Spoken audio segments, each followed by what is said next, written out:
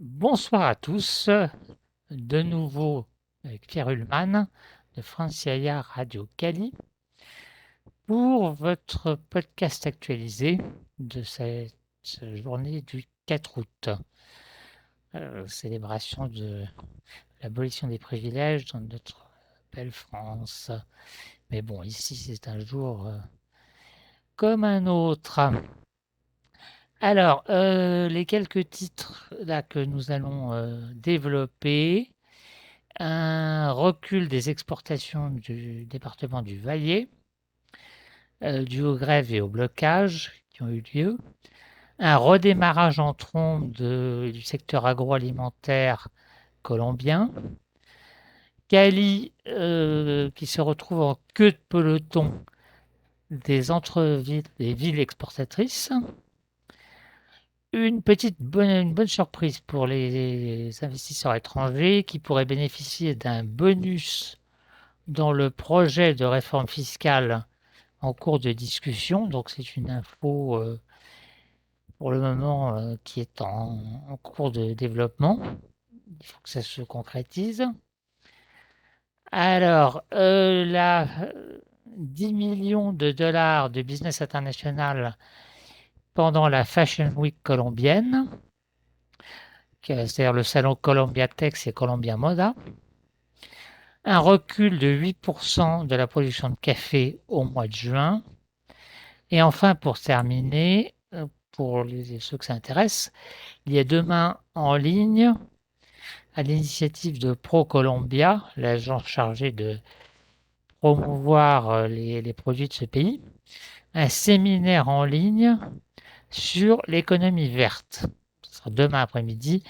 Vous allez retrouver le lien sur la page Facebook de Franciaia Radio.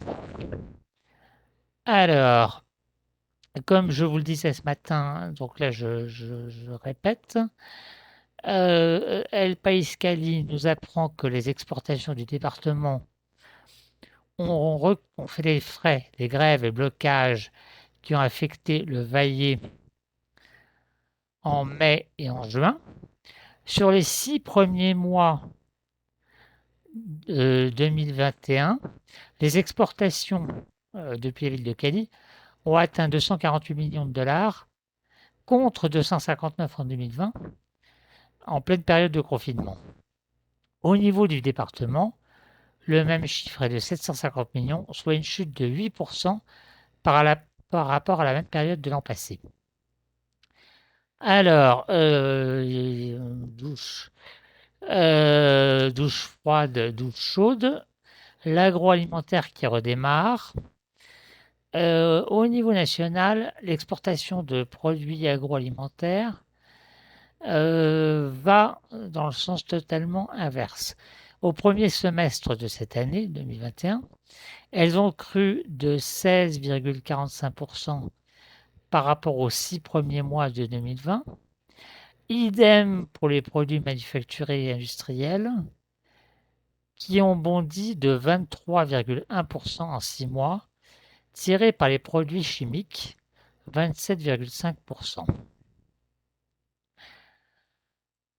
Alors, sans grande surprise, étant donné le contexte, Cali se retrouve, selon le DAN, qui est l'INSEE colombienne, en queue de peloton des villes exportatrices. Donc, Cali a le bonnet d'âne et est sur le point de perdre son maire.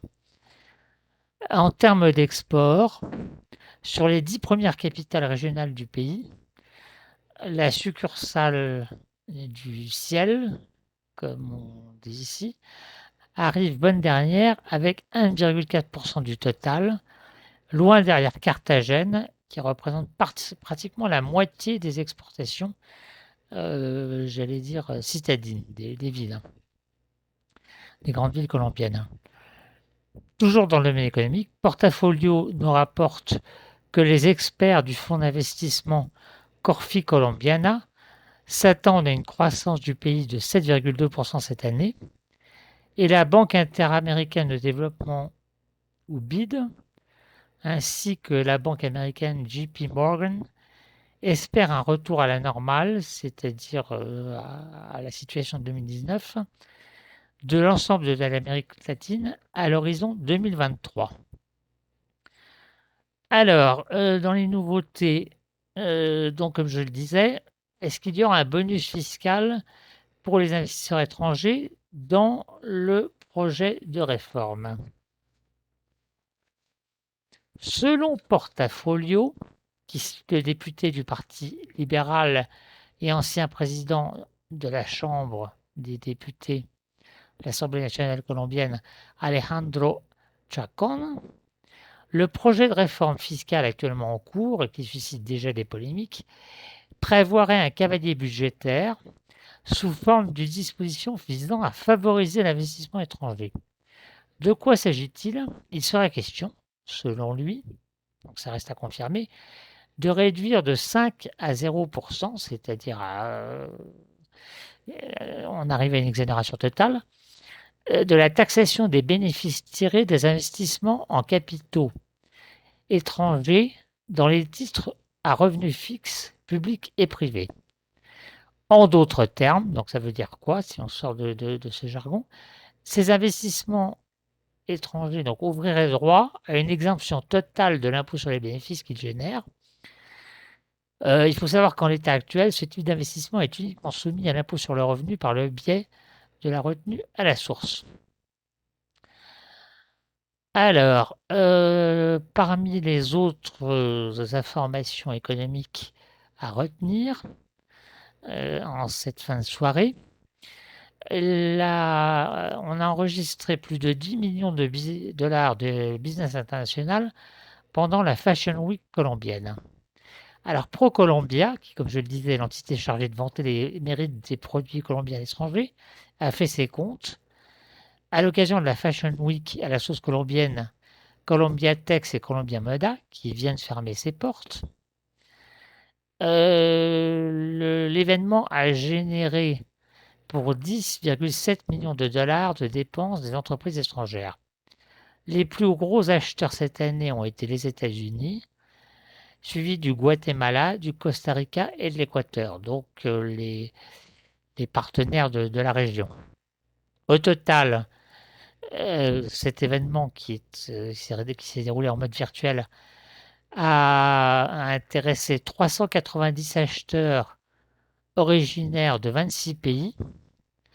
Parmi les articles textiles et de mode colombiens les plus demandés à l'étranger figurent les vêtements de sport, les sous-vêtements, les gaines, les maillots de bain, très prisés des professionnels de la mode mexicains, péruviens, mais aussi des Émirats arabes unis, des Antilles néerlandaises, d'Inde, voilà, pour n'en citer que quelques-uns.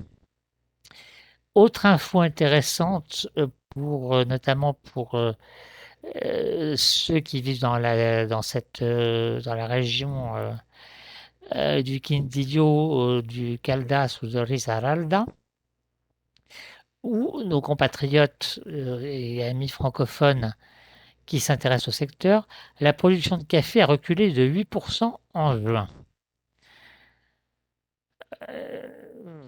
C'est une bonne nouvelle quand même. Les exportations ont progressé au cours des 7 premiers mois de l'année, notamment grâce à la baisse du peso, perte de valeur du peso.